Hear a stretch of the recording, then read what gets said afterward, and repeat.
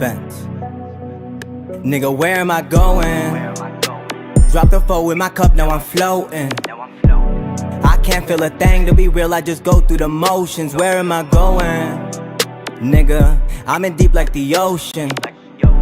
I've been in my bag, everybody around me, I'm ghosting. Where am I going? Drop the four in my cup, now I'm floating. I can't feel a thing, to be real, I just go through the motions. Where am I going?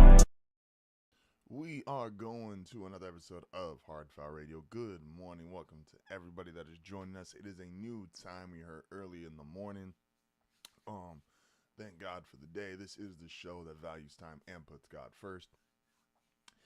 We are back, multi-streaming, YouTube, Twitch, TikTok, wherever you listen to your podcast, wherever you watch your live streams. Appreciate you for joining me on this wonderful morning, and let's get into it.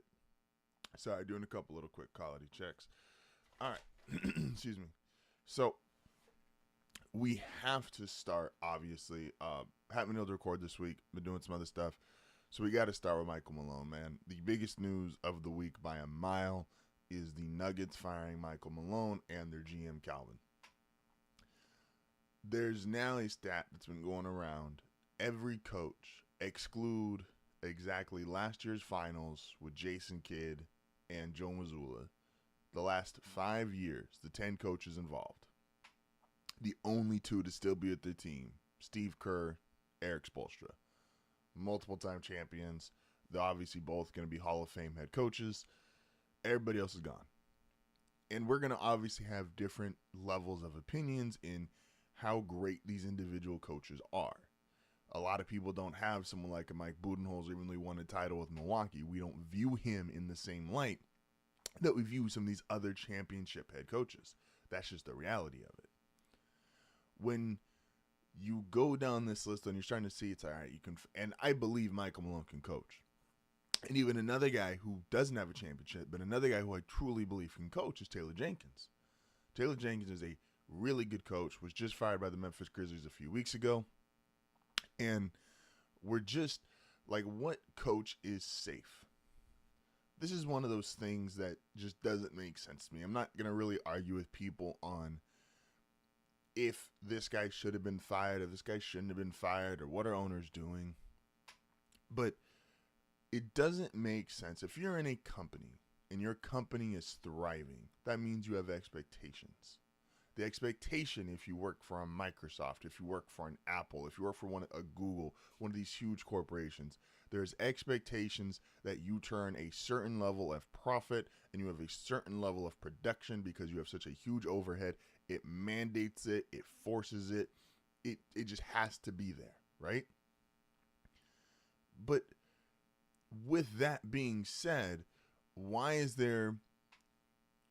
are we allowing guys who are coaching tanking teams to have more security than guys who are coaching winning and playoff teams?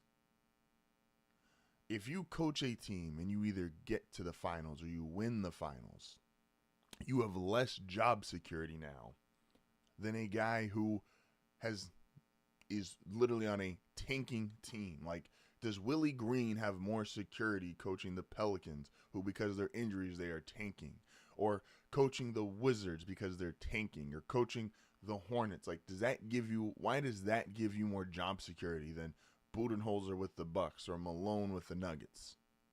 Now, if you've lost the locker room, you've lost the locker room. Fine, there's nothing we can do there. And if that's truly the case, okay. And Michael Malone, and we've gotten all styles of coaches fired. Michael Malone was a hard ass. Budenholzer was a player's coach. Nick Nurse, and Nick Nurse, again, a lot of these guys will get other jobs. I'm not here waving the sympathy flag and saying, oh, poor is me. These guys are all going to get paid. Malone's going to get paid $25 million from the Nuggets, and he's going to get another team to pay him several $1 million. He will have another job. He will be employed. He will not be an available coach for very long. But I just don't like the standard of, if you are in the playoffs perennially year after year, if you are a contending team, that means now you have less security, because if you don't get back there, we're now more upset than the team who has a guy who's like, we actually need you to lose. Losing is better here. This is just a bad standard, in my opinion. And here's the thing. If you are the Nuggets, the Bucks, and you feel like you have this all-time generational player in either Nikola Jokic or Giannis Antetokounmpo, and you're thinking to yourself, we got to win multiple titles. We got to win multiple titles. Fine. I get it. I understand the logic. But then you've also got to make the appropriate moves outside of just coaching. So when you are these two in particular, let's say because that is where the standard is the highest, and you have these great players, you then can't, as an organization or as a general manager or as an ownership, whatever it falls in, each organization is a little bit differently, you can't make the kind of moves in free agency that you've done, which Milwaukee is panic. Get Dame. Okay, trade Drew. Try to do these things, we got to maximize Giannis. You had a title contending team. You could have kept it together. If you're the Nuggets, you can't go, okay, we won a title, let KCP walk out the door, bring in, and I like Russ, or bring in Russell Westbrook, like elevating Christian Braun probably before he's ready. There is these things you cannot do as an organization if you're going to say, hey, the expectation here is because we have this all-time generational talent and we've already been to the mountaintop. You can't go, all right, coach, you just got to deal with it. So, again, the expectation that it's fine to have expectations. It's fine to have standards. But that needs to be across the board. Winning just needs to be a standard across the board, not, oh, well, because you didn't win enough, but you are a great head coach, you're getting my team to a potential finals appearance, or you're getting them consistently in the playoffs or consistently a high seed, and now you have less security than the guy who I just need to lose game for the Wizards, than the guy I just need to lose game for the Pelicans, the guy I just need to lose game for the Hornets. I don't like that. That, to me, is a bad precedent for the NBA, and that is a bad precedent for coaches everywhere. Because now, how do you get these guys to stay in these positions? That's what you really got to think about.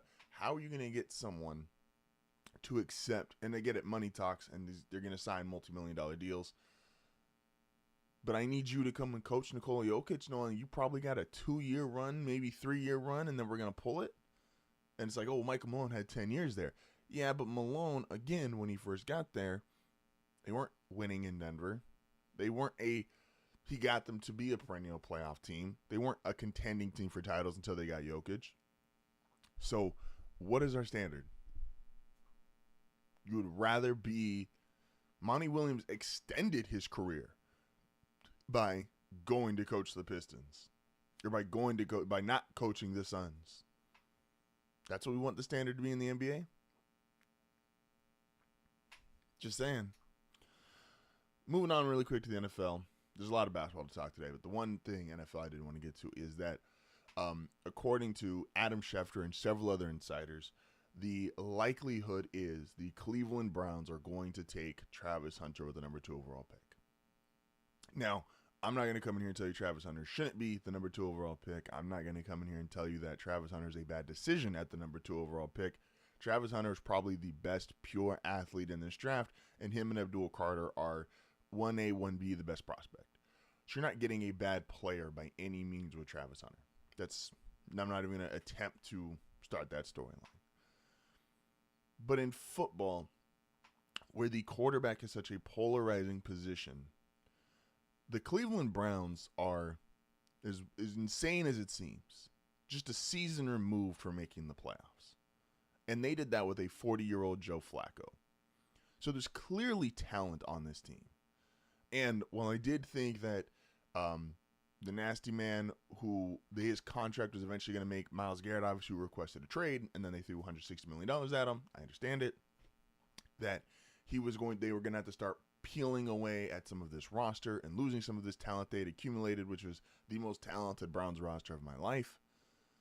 Just adding Travis Hunter just makes you a more talented roster. I don't think it's going to impact winning if you are going to run out Kenny Pickett to start as your quarterback for week 1. If you are the Browns, never has it made more sense, in my opinion. Again, this team, a season removed from making the playoffs. You still have Myles Garrett, you still have Ward, you still have Njoku. You You have still some talent on the offensive line, talent on the defensive line. This is not a terrible roster. This is terrible quarterback play that has plagued this team. How you don't go, it looks like Cam Ward is pretty much locked up being the number 1 overall pick. How you don't go Shedeur Sanders at 2 is mind-blowing to me. It's just mind-blowing to me. You've seen what this team looks like with really bad quarterback play, really good talent. That's last year. You saw what they looked like just with good to okay to good quarterback play a year before, and still that same talent. They were a playoff team. And Shedeur Sanders, even as a rookie, I would take over a 40-year-old Joe Flacco. So, again, you want to take Travis Hunter. You want to have a dynamic receiver, another good corner to pair with Denzel Ward. I get it. But not for this team. I would understand it for almost any other team in the league. You can't do it for this team. It is why, and this is where organizationally this stuff matters. The Titans, it feels like they understand it. Because there's a lot of talk for the Titans. And again, Abdul Carter would not be a bad number 1 overall pick by any means. But the Titans understand it. We were so bad at quarterback last year. Will Levis, it's very rare you see a quarterback like you could point to exactly as a fan and go, oh, he lost this game and he lost that game and he lost. Like you could see the moment where they lose these games. It's very rare you see. You saw that with Will Levis last year. And the Titans go, it doesn't matter if we have all the talent in the world. We're not going anywhere if this one position and this one guy can blow up a handful of games for us. So they're like, we're going to dress quarterback. We're going to get our guy. We're going to move forward. The Browns have more talent than the Tennessee Titans. They just flat out do. You have more high-end talent, Myles Garrett, Ward, and Njoku. You have more O-line, D-line talent. You are a better team, top to bottom, than the Tennessee Titans. Go get your quarterback. Go get your quarterback. Again, Travis Hunter, great player. I'm not mad at it, but go get your quarterback. A lot more to talk about after the break. I want to hit some college basketball notes. I want to shout out to Gino Auriemma winning another national title. One of the Mount Rushmore coaches in all of sports. Him, Saban, Belichick, pick your order. And then also the impact. I don't think we're still realizing how special Caitlyn Clark was as a collegiate athlete. And much more. Don't forget, Not Serious when we come back from the break. This is HardFoul Radio, new time, and we will be back shortly.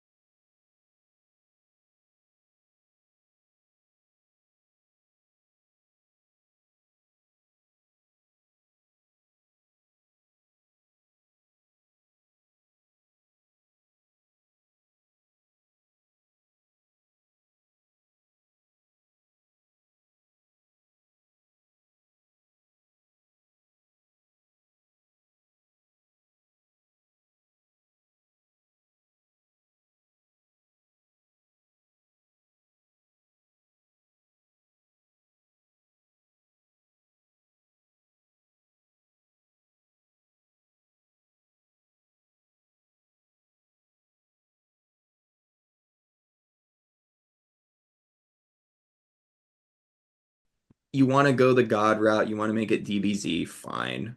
I don't think that's very interesting. No, I agree.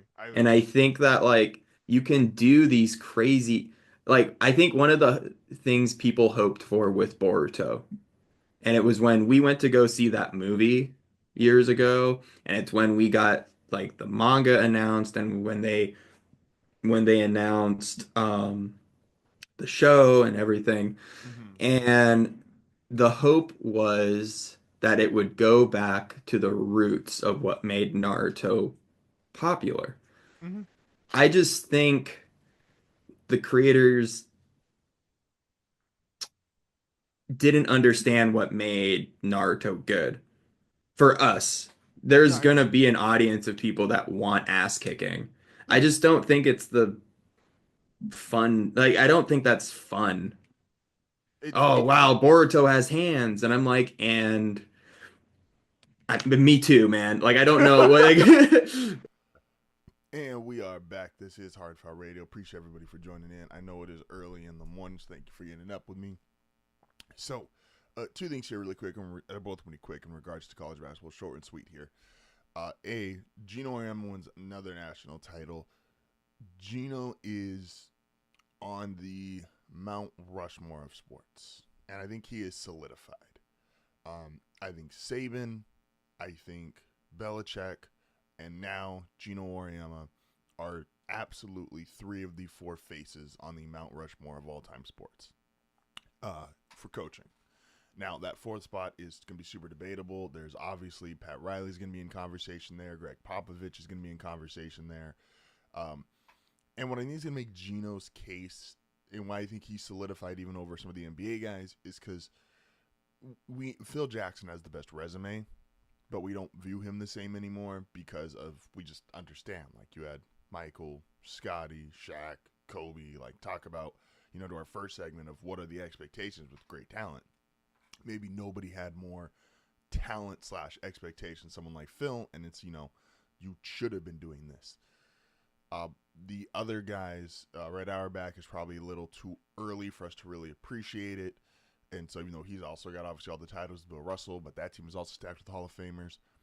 Where Gino is going to potentially even kind of make his way up into that George Washington-esque spot of greatest coach ever or best president ever, or just that spot on Mount Rushmore, is that as women's sports continue to be more popular, as women's sports, and I apologize, women got to deal with this in 2025, but as it becomes more mainstream, as it becomes more of we're seeing the ratings continue to go up, his spot is only going to look better, because when you're going to look back at his run, it's in modern times, but he is the modern day Auerbach. He's the modern day, go back to the NFL and Vince Lombardi. These guys who run off these insane title runs where he has entire classes that all they did was win titles. Yes, he's got obviously talent. Maya Moore, Brianna Stewart, he's obviously now with Paige Buchers going to the WNBA. Like, he's got some all-time talent. But his run, his legacy, his statistics, you're not going to be able to match that. And there's not going to be anybody actively coaching or somebody coaching here in the near future who is going to be able to do it. And even the people that, and this is big, even the people that are coming for your spot, if you overlap with them, I'll take you to the NFL really quick. Sean McVay had all the momentum in the world when he got to his first Super Bowl with the Rams. And it was, he's next, he's the guy, and he's still a great coach. But it was, is he already putting that trajectory of, he's going to be one of those coaches. He runs into Bill in the Super Bowl. Bill, the greatest defensive mind in football history, holds him to 3 points. That means something. Don Staley is building a hell of a resume and has built a hell of a program down in South Carolina. And she ran into Gino. And Gino was still the buzzsaw. So his resume is actually going to look even better with time versus Saban and Belichick are now pretty much cemented in stone. They're as great as they're going to be.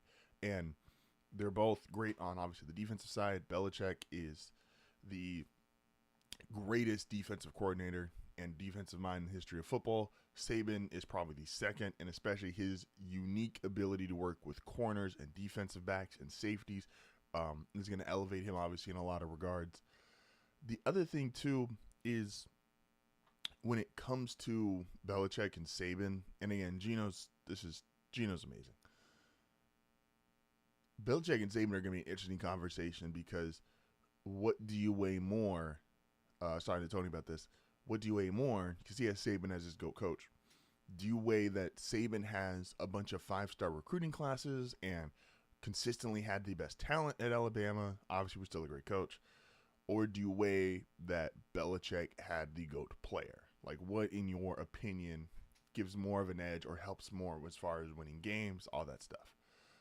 But both these, again, Geno, absolutely Mount Rushmore coach. The other thing, too, is I don't think we realized exactly how special Caitlyn Clark was as just people want to watch her play. And this is the same effect that Steph Curry has in the NBA.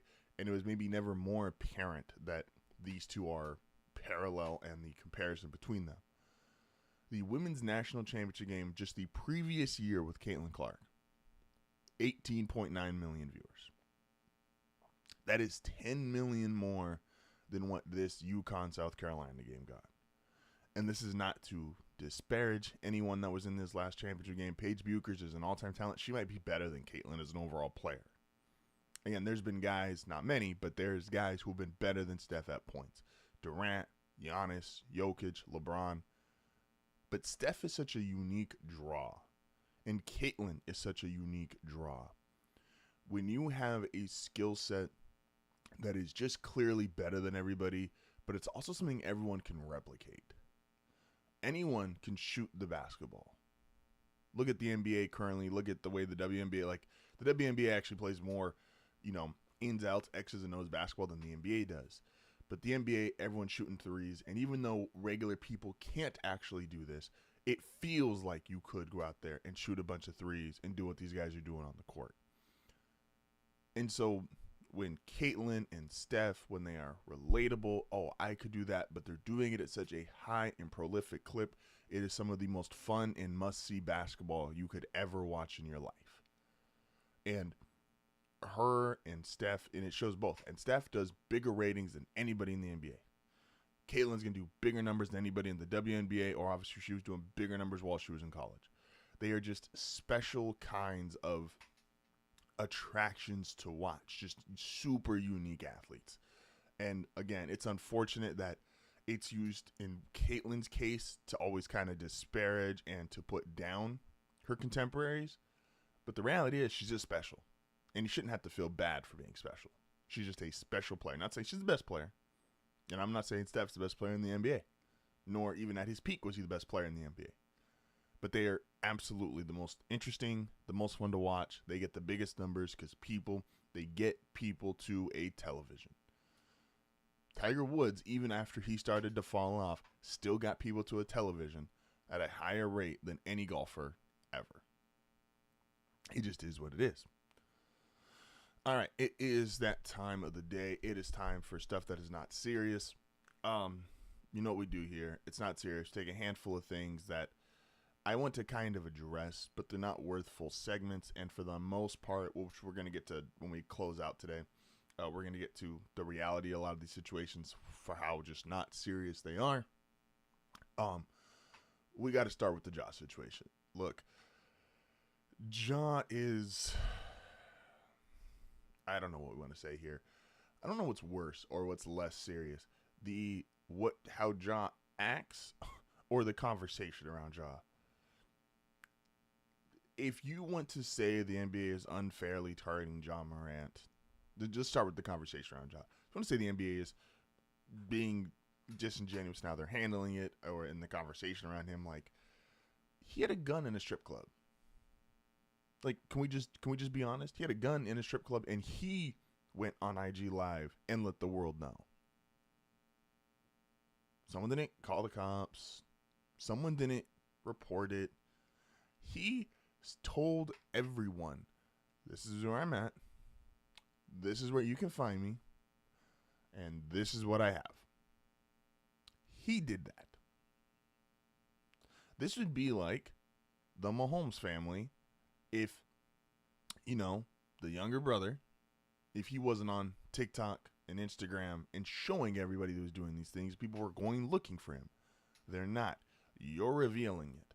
I saw Gilbert Arenas say, they're unfairly targeting him. It's like, Gil, you brought a gun to an arena. You're the last person that should be talking about this. And so, Ja, you just got to be more serious, because Ja, you're gonna hurt yourself. Not physically hurt yourself, hopefully not, but you are gonna hurt yourself in terms of endorsements, money, the reputation around the league, guys, how other coaches are gonna view you, if they're gonna want to coach. Like, there's a lot of things you can do to damage your own reputation and to hurt yourself. Ja, I need to be a little more serious, man. Angels in Major League Baseball. Angels are all off to a good start. And I'm going to be honest with you, I've been kind of talking crap about you on 90 feet. And I'm going to continue to talk crap about you, because even though I think I probably sold this team a little short, I'll admit that, this is still not a super competitive team. This is still a team with a bunch of flaws. And congratulations to the good start of the season. I don't think it's going to continue. I am happy to see Trout healthy. Again, I've said this multiple times. Trout, Griffey, Bonds, probably the three best position players I've ever seen in my life watching baseball. But overall, over 162 games, this is why baseball is such a funny sport, is you're going to see a bunch of teams who get off to a really good start between about 20 to 30 games, and then you're going to see a very steadily decline. I can talk. And again, the Angels, I just have, as an organization, you've had Pujols, Trout, Hamilton, Rendon, Weaver, CJ. Like, you've had all these different guys, high-level guys, all-star guys, Hall of Fame players, and we got one playoff appearance since 2013? Really? You should be the team that people complain that the Dodgers are, that you've had so much talent that it's unfair. And instead of us thinking it's unfair, we all just kind of look at you and go, really? This is all you can do? And again, congrats to the start of your season. And I've seen Angel fans uniquely, they've been playing the Rays the last couple of days, and I've seen Angel fans talking crap and going overboard with this, and I'm like, we'll see how this plays out. Because again, there's 162 games of baseball. 162. That's a lot of baseball. So, great start. Enjoy it. We'll see how this goes. I still don't view this as a serious team. If I end up being wrong, it's a good thing we do hard right, hard left every Monday. And the last thing, and again, we're going to kind of wrap this up too when we close out, is Stephen A. saying he wants to potentially run for president. Stephen A. is just not a serious person. Stephen A. is just not he's at this point is barely a sports commentator. Most of the things he discusses now on First Take don't really have anything to do with sports. They've turned into personal. He is hit such a level of celebrity, which congrats to him. It's fantastic for his bank account. It's fantastic for his branding, I guess, if you wanted to, in terms of him getting brand deals and getting money. And that's all wonderful for him. But as an actual sports commentator or someone that you would go to listen for sports, it's just, he has derailed the whole thing.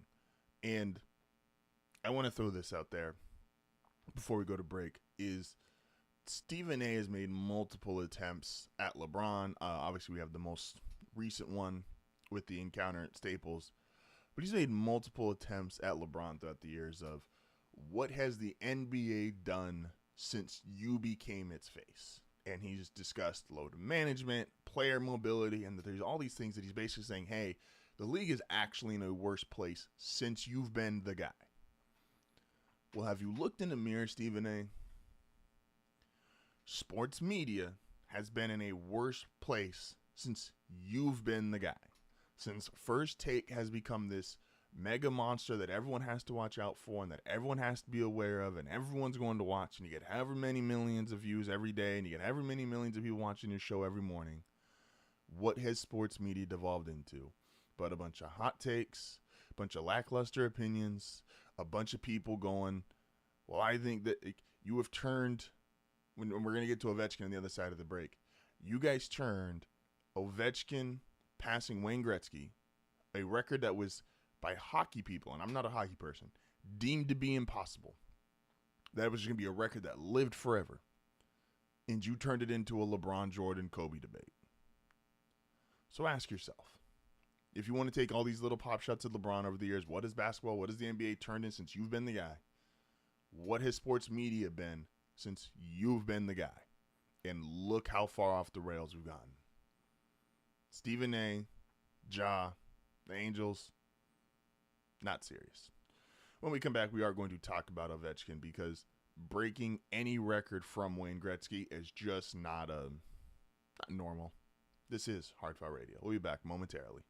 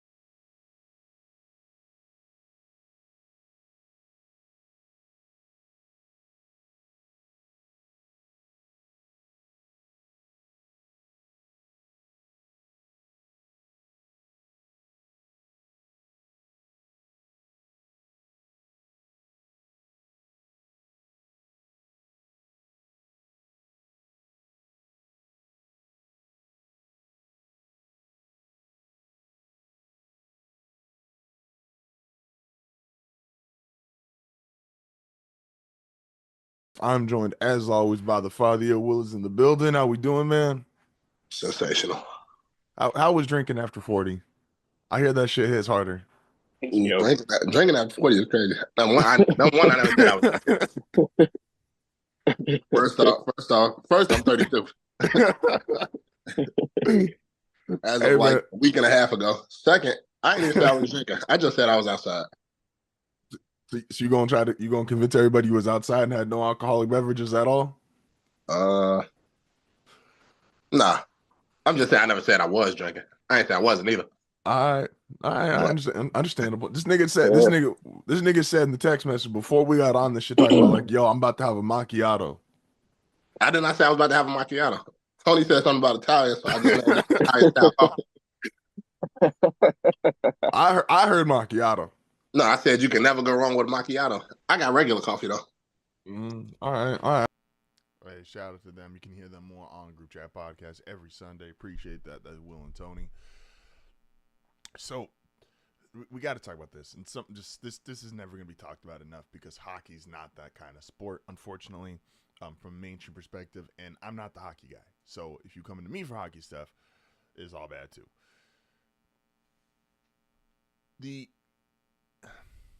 In hockey and in sports, there's a handful of records that are just next level. You see this a lot in baseball where it's, the hitting streak. DiMaggio, 56 games, never going to be broken again. Cal Ripken, games played, never going to be broken again. Nolan Ryan, strikeouts, holy shit, never going to be broken again. In the NBA, almost anything Wilt Chamberlain did, it's just not going to be broken again. Look, 100 points in a game, don't even know if it happened. You're not going to break it. There's just a lot of stuff that we have these handful of records that are just so unique and magical and out of this world that it doesn't feel like a regular person or even an athlete, aren't regular people, but anyone can get those in the year 2025 or beyond. So when they do get touched and approached, we should celebrate it. It shouldn't even be a thing of comparison. It should be a celebratory party. When a team wins a Super Bowl or an NBA championship or the World Series, some people will, obviously, but we don't really compare. We celebrate, especially if it's not a dynasty. If you are a one-off title, like the Toronto Raptors in the NBA, it's a celebratory moment. Oh my gosh, this team finally won a championship. Look at what they did. Oh my gosh, this is amazing. Look how awesome this is. It is celebrate, celebrate, celebrate, enjoy, enjoy, enjoy, cherish, cherish, cherish. For actual sports fans. I'm not comparing people that just want to go on and do stuff like First Take and complain about everything. I'm not here to talk to you guys. With the ability to sit and observe and study and the comprehension to go, oh my gosh, this is amazing. For championships and all-time records. When LeBron passed Kareem as the all-time scorer in NBA history, that was a moment to celebrate. Oh my gosh, a guy who's played this long at this level, this kind of success. How incredible is that? It's amazing. It's just amazing. There's no other way to put it. It's just amazing. Wayne Gretzky, again, I'm not the hockey guy, but Wayne Gretzky has records you couldn't even fathom. Let's start off with the fact of his first 7 years in professional sports, his first 7 years in the NHL, he was the MVP every single year. I can't even comprehend what that's like. Ichiro Suzuki came to Major League Baseball and won an MVP and Rookie of the Year. He's the only guy to do it. Now imagine if he did that 7 years in a row. Do you understand? Again, hockey is not I'm American. So, to Canadian people listening, this is a much bigger deal for you, and I'm happy for you. When you watch Ovechkin, when you got to watch Sidney Crosby, if you're older and you got to watch Wayne Gretzky, just a different level of person. It is just a different level of athlete.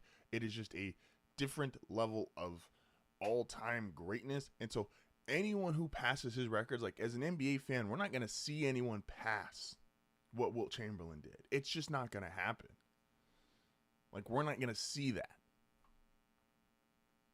You guys got to watch someone pass the legend of your sport, the all-time leading scorer.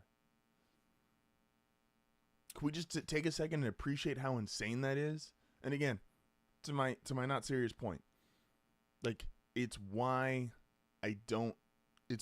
First Take is so frustrating to me, is they took that and turned that into LeBron Kobe or Jordan Kobe or LeBron Jordan. Like, let's just take a deep breath, use our brains, sit back, think, and go, oh my gosh, this is incredible.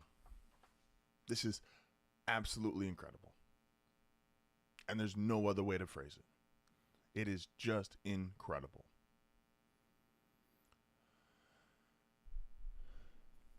Shout out to Alexander Ovechkin, the now all-time leading scorer in NHL history. Congrats to you. Congrats to what you've accomplished. You deserve it. Now, I'm not going to say you're the best because, again, Gretzky has like every record under the sun. So, and I'm not the hockey guy. Sure, there's plenty of hockey podcasts and NHL Network, NHL TV. Go watch them. Go listen to them actually break down the game. Do not go to First Take for your hockey takes, please. Begging you. Just begging you.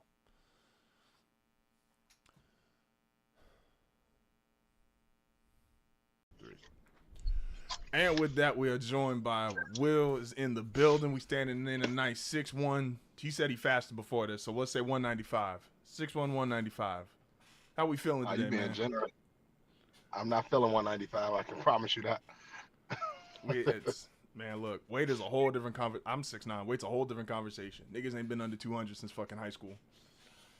Like, that shit. I ain't been under. Last time I was under 200, it was 2015. Yeah, no, I ain't even. Not even that. I ain't been. I wouldn't even want to be under 200. I wouldn't even want to be under 200 or at 200. I think my goal was probably about 225, 220. Yeah, no, that's valid. See, even that's like two.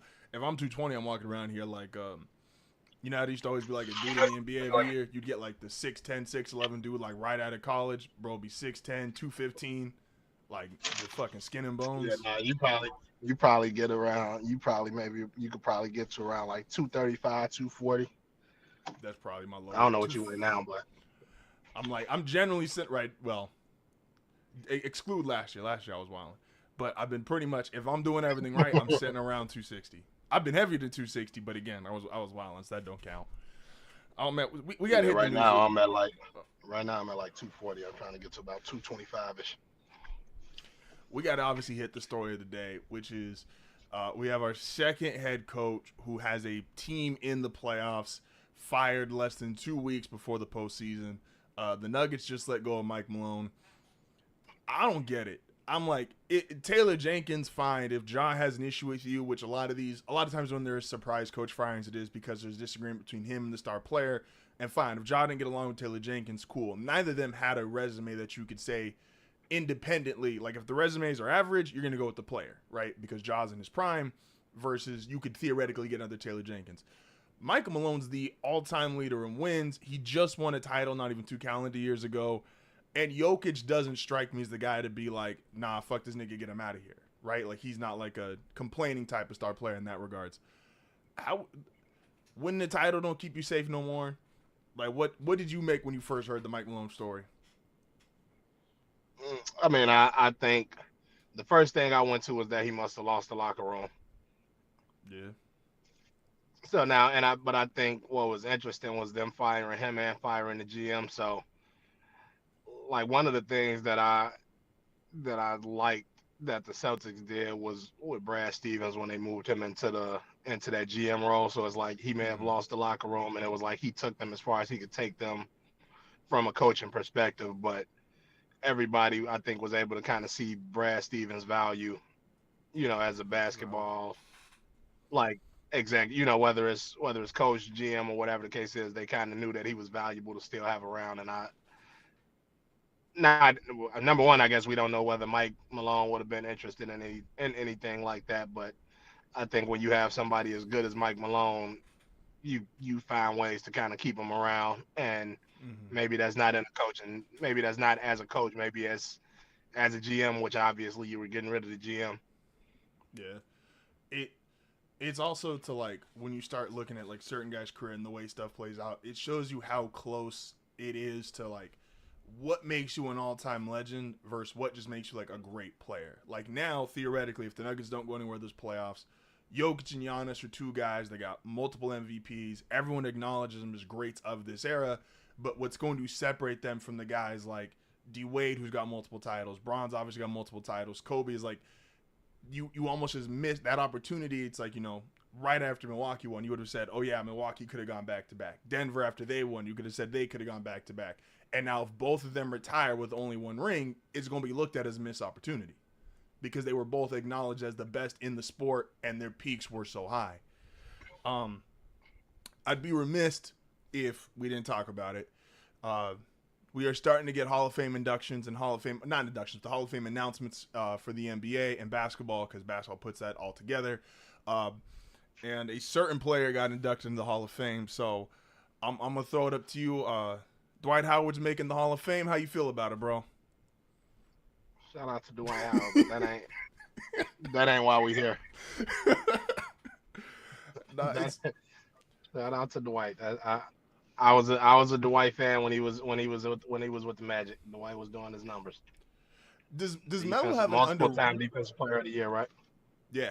No, Dwight was going crazy when he was in Orlando. Dwight 40-piece knocked out LeBron in the Eastern Conference Championship. Like that's like an all-time performance that just don't get talked about.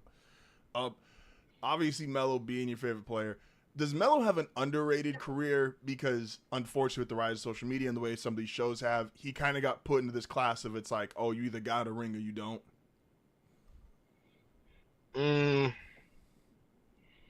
Yeah, I think so. I think he has an underrated career, and it's, ring culture has kind of made it like not good for guys like Melo, and even guys like Dwight. Like, and I know he has a ring, but he wasn't the guy when he got his ring. And I mean, of course, as time goes on, people won't remember that. They'll just remember Dwight Howard having a ring.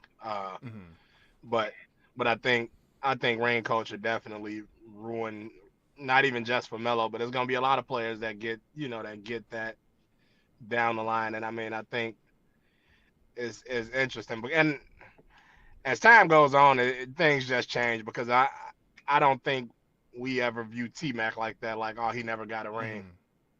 No, like I think we just T-Mac. I think we just force. I mean, but Melo is better than a lot of players who they would try to debate. Like, and I think. And I'm a big T-Mac fan, and I think T-Mac is one of those players who they would say like was better. And I'm like, nah, it ain't too many players like that were better than a prime Melo.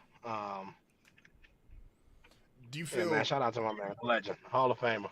Yeah, no, absolutely. And he's got and Melo was kind of the perfect, because there's not technically an NBA Hall of Fame. It's just a basketball Hall of Fame. Melo hits all the criteria. He is one of the greatest. It's for most people in college basketball. I was kind of talking about this earlier. Is pretty much him and AD as far as you want to go. Greatest freshman season ever. Kevin Durant from an individual perspective is up there, but because Melo and AD both had Player of the Year years, they both led their teams to titles as freshmen. Melo wasn't number one overall pick, but I'm like, you in the same draft as another dude, so it's like, all right, you wasn't going to be the first pick. AD wouldn't have been the first pick if he was in that draft. He's obviously got a Hall of Fame career as an all-time scorer in the NBA. He is still the Olympics all-time leading scorer. Like, he checks every. I think KD might have passed. I think KD passed him this year. Oh, I think you're right. Yeah. I think KD passed him this year. But so, like, you're an all-time Olympian. You're an all-time scorer. You had one of the greatest seasons in college basketball history. Like, Melo hit every box and checked everything along the way. So the idea, again, of diminishing him because, he didn't get to win a ring. I did want to ask you, put this in text message. You really feel like we know he got robbed for Rookie of the Year. I'm with you on that. Do you really feel like he got robbed for MVP in 2013? Like in your heart of hearts, you feel like he got robbed? Robbed? I don't know if I would say robbed. Like I don't know. I think like like it's one of those situations where like I ain't mad at who get it, like type of thing. Mm-hmm. So it's like it's one of those. Like I wouldn't like I was talking shit when I said he got robbed. And even with the Rookie of the Year thing, it's not like I'm saying like LeBron didn't deserve it. I think at worst case scenario, it should have either been Melo's award or co-Rookie of the Year. I agree. Because when you talking about like a lottery team and I think he led them to the playoffs that first year. Mm-hmm. Yeah. So no, was... and so it's not even that I'm saying LeBron didn't deserve it, but I'm saying either it was Melo's award or it should have been a co-Rookie of the Year situation. And I really do believe that. But as far as the MVP, as far as the MVP is like that was kind of me just embellishing for my nigga. Like but it's one of them things where it's like if it was a year where he had a case for sure, it would have been that year. And I think he might have finished third. I can't remember who was second. It was weird because he was third, but he had the other first place vote because that was a thing for LeBron for a while. Is that LeBron didn't have a unanimous because people I forget who it is now, but someone voted for Melo for first team, and I think it's unfortunate when you're someone like when you play with other great players. 2013, who was that? LeBron didn't win that year, did he? Yeah, that was LeBron. That was KD. That one KD year? KD was 2014. 2013, I know he lost out. I know Melo's year lost out to LeBron. Because 2013 NBA MVP. Oh, yeah. I think KD was 14. But no, when you're a great player and you play with other all-time greats, Durant was 14. Is someone's gonna get left out. So when it comes to like the whole ring culture argument, it's like Melo gets in the league. It's like, all right, the Pistons are still great. Obviously the Lakers and Kobe, they eventually rebound and get Gasol a few years later. You got to deal with the big three in Boston. You got to deal with LeBron. Dirk's obviously got his run, and even then, so like there's gonna end up being somebody who is left out of the who does the most winning. It's no different than the next era is like Steph and LeBron got all the rings. So it's like there's dudes who don't have. The other dude who didn't have rings was KD, and we all know that story. We'll get you out of here on this. I know we're a little time restricted today. Is in your opinion, if you're a GM, obviously Mike Malone, biggest story of the day, let go by the Denver Nuggets. So out of the last 10 NBA Finals teams for the last 5 years, the only coaches still with their teams are Spo, Kerr. Yep. And that's excluding. So that's the last 5 excluding last year. Obviously, like the Celtics and Mavericks just made the finals. They weren't going to fire either of those guys immediately afterwards. If you were a GM, like, are you getting rid of? I know you said you want to get rid of Mike Malone, but some of these other guys who I think we have different opinions on, like Budenholzer's probably not considered anyone's like best head coach, even though he did get to the NBA Finals. Who was Phoenix coach? Monty Williams was with the Suns when they got there. Like, what is your opinion on like making it to theoretically the pinnacle, and even in a lot of these guys' case, winning it and then still being out of a job 2 years later? I think it's tricky because number one, we always talk about how like it's not easy to get back, and every team may not be one piece away, or every team may not be just that one player away, from being able to win it. So it's like if you get there and it's like, all right, this is our year to win it, and you don't do it, maybe they let you come back a season after that to kind of see what happens. But when they start to see you declining, the question is, all right, now what? Yeah. Like as far as declining as far as, maybe the record is going down. You're not a destination team where free agents are going to come. You're not in a position to keep getting, adding players through the draft as far as getting top draft picks or top free agents. Yeah, I don't know. It's tricky. Like, I mean, like we said, nobody's job is safe. I mean, we watched Luka Doncic get traded. Like, players ain't even really safe anymore. Yeah. You Jokic know, has Mike that Malone, dynamic. and also one of the things that you said earlier is like, far as Jokic not complaining. I don't know if I can just confidently say he ain't the type that'll be complaining. And like, just because a lot of these players don't do the whole media thing, we don't know what they doing behind the scenes, or Not because true. Mike Malone was definitely a coach that was pretty vocal in calling his team out whenever they weren't performing. No, Um, 100%. And so that's I mean, supposedly we one of the and we don't know if stories. they were bumping heads. It's supposedly one of the stories is that he rubbed some of the other guys wrong because he would be in the wrong. I think all the hard ass coaches take out like people want to use like Pop and Tim Duncan. That's a one-on-one relationship player coach that just doesn't exist. But it would be like, oh, he would be super hard on everybody, but he was not as hard on like Jokic and Murray. And I'm like, what the fuck you want him to tell Jokic? I'm like, Jokic has a 30-point, 20 rebound, 10 assist game. Like, what you supposed to tell my man? Like, no, I need you to do more. Like, so I mean, he might get back on defense. that's the one. Like, I mean, so it's like one of those things to where, all right, because he giving you all this on offense, like he ain't got to get back on defense. That's valid. And And I I feel think, I mean, and I think it's that, like, we in an era today, like, niggas only care about offense. Like, yeah. don't nobody care. Like, yeah, like, don't nobody care about defense. Like,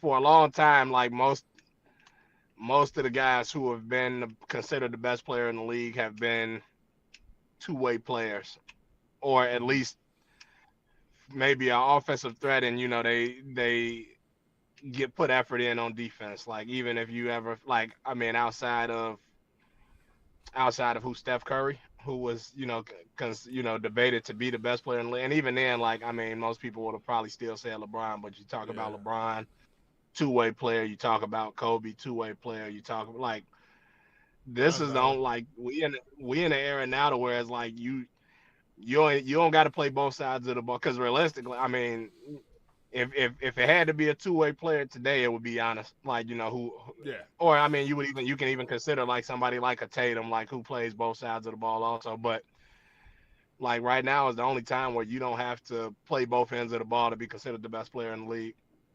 No, it's true. And we've gone backwards even the way like it gets reported is like Luka got and I don't know why it was like the one time the world listened to Reggie Miller is Reggie really went at Luka during a broadcast, and like that narrative just stuck with. And Luka's not a good defender, so like I'm not saying Reggie was wrong, but him going at Luka so hard in that one game, so like, oh, they're just attacking him, tagging him, good whatever they want. It's like Luka now has that attached to him. Like, oh yeah, he's a great player, but he's giving up all these points. Jokic is arguably just as bad as Luka as a defender, and we don't look at Oh centers yeah, and but they, guards I the mean, same. but they win too. Like, Denver had been winning, Mm-hmm. so it's like, and they have been, so, and I mean, they won a title. So had Luka won a Facts. title, had Luka won MVPs, like, Oh yeah, we won't talk I about don't it. think it would be highlighted. It wouldn't be highlighted the same way it is now.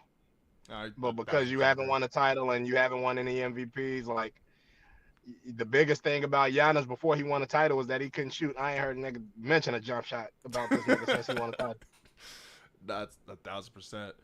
All right, we short on time here, so we got to get you out. Appreciate you as always, bro. And if you want to hear more from Will, don't forget to check him out. Sunday's Group Chat Podcast. Appreciate it, man.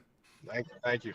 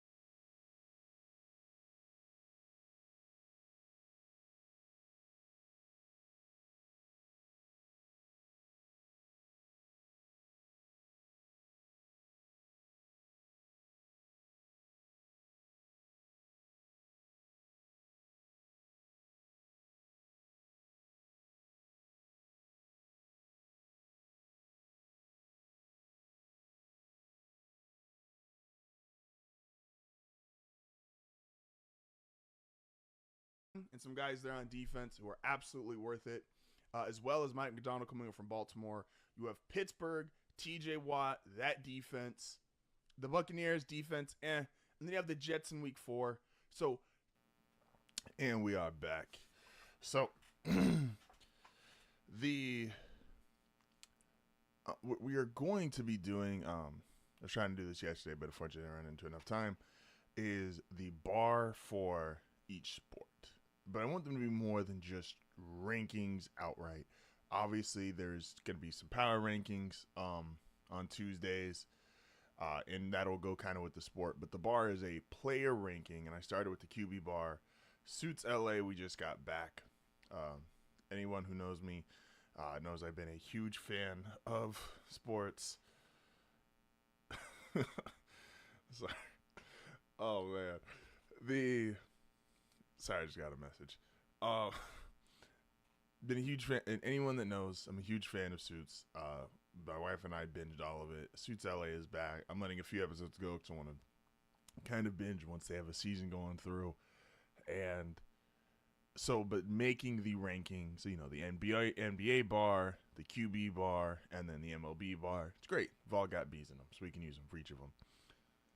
And they're a player ranking, essentially, of who is the best. And for NFL, I used to keep it to just quarterbacks. The NBA and MLB, obviously, I'm going to have it to MLB, I'm not 100% sure yet if we're going to just keep it to starting pitchers or overall position players. We'll get to that when we get to that.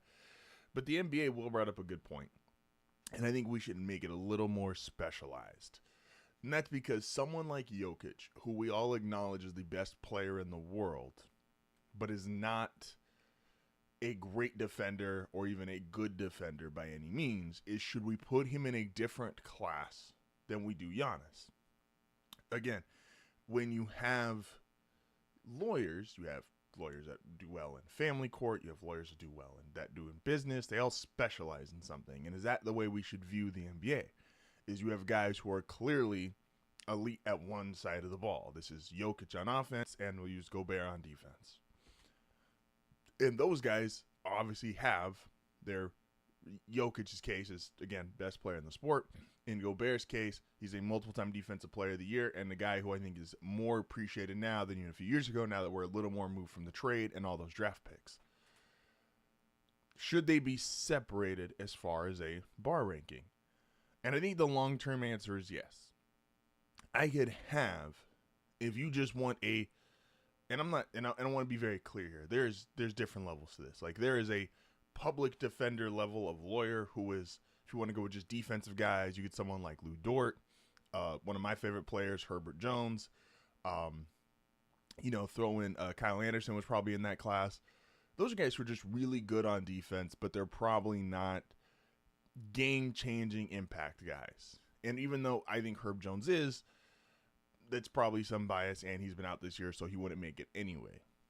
And then you have guys who are specialists. You know, a guy like whoever you want to consider is the best 3-and-D player in the league. This was obviously Klay Thompson for many years. Jay Will is, I wouldn't call him just 3-and-D player, but he's a really good player. Those guys have to be separate from someone like Giannis, who can do damn near everything on a basketball court, and that's with Giannis's lack of a jump shot, which, again, something Will pointed out, because Giannis won a title, we don't even talk about his lack of a jump shot anymore. We're now just talking about the organization falling apart around him. We're not really putting blame on Giannis and saying, why haven't you developed a jump shot? Why haven't you figured this part out? Because you have a title, you have accolades. And those guys, same with the lawyer, if you have multiple wins under your belt, I'm going to view you differently than the guy who's just, oh, well, he's good, he's done this. People that have accolades, MVPs, All-Stars, All-NBA, But then again, you've also got to hold against them. If you're Jokic and Luka and you're on the highest end of offense, but you're a complete liability on defense, where do we put you? If you're Austin Reeves and you are this really good player, but we also know because you're the third best player on your team, and so you are getting lesser of a defender, we got to take that into consideration. When you're actually going through and you are, this weird thing, you are watching the games, you are analyzing the games, you're watching how guys move with the ball, without the ball, are they actually a liability on defense? There's a lot of guys who people will tell you aren't good defenders, but are you actually watching them play defense? Or are they just, maybe this isn't a fair defense, is their team defense not that great? Are they just in a system where it requires them to kind of stand or be in this one spot, and they're not getting the most out of their opportunities? They're not able to take advantage of what they're actually good at defensively. KCP falls into this. If you just want to take a role player, a guy who can shoot the three really well, a guy who apparently is top 6 in tax, learned that this weekend, but a guy who can play good on-ball defense is really good team defense. Versus you got someone like Austin Reeves. I don't know if most people know if Austin Reeves is a good defender or not. JJ kind of puts him just in a space, not so much as an on-ball guy, because he probably understands his on-ball defense. If you ask him to go, get in a stance, play defense against someone for 40 minutes who's a competent or really good offensive player, it's probably not going to work out very well for you. And that shows during these stretches when the Lakers struggle with defense is because Austin Reeves is not a great defender. LeBron is still a good defender, but he's 40. He can't give you 35-plus minutes of really good defense plus what he's giving you on offense. And Luka, we obviously know the liability there. And so for the NbaBar, I think we do have to specialize it a lot more. For MLB, again, I haven't fully made up my mind if I want it to be just a pitcher thing, which probably, but again, it's weird too because guess who Major League Baseball has? Shohei Ohtani. Guess what he does? Both ways. And we have the prospect, I think it was for the A's, who's a left and right-handed pitcher. Like, what do you do with someone like that? There's a lot of things. It's gonna be a lot of fun. I will have the graphics and everything fleshed out more next week as we get into them. And so just kind of running down the schedule here. Again, this is the first day doing it back in the morning time. Schedule changed. Got to make an accommodation. So this is what we're doing. So we'll have on Monday still hard left, hard right. Talking about the things we were the most right about last week. Things we were the most wrong about last week. Excuse me. Happens. On Tuesdays, we'll do our generic power rankings. I'm trying to find a better name. I've never really liked any of the names I've used for power rankings in the past before. So actually finding one, wanted to consistently do. We have the bar for both NBA on Wednesday and the bar for MLB on Thursday, as well as something only I would understand, which I'm bringing back, which is if you've listened to me long enough, I used to go through, because the thing I've always prided myself on here at HardFoul is like, it's cool, in my opinion, when you have sports, you got anime, you got hip hop, you got these different things that don't always connect with each other. And so, but I believe as people, we all have a bunch of varied interests. We all have a bunch of different interests. And so to go and really, like, something that you would understand if, like, you could make one of my favorites is, like, early career Mahomes and Cloud from Final Fantasy.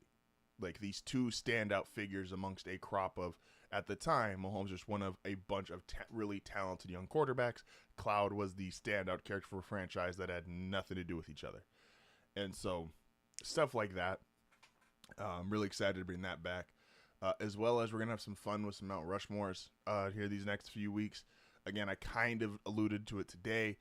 The Mount Rushmore of coaches.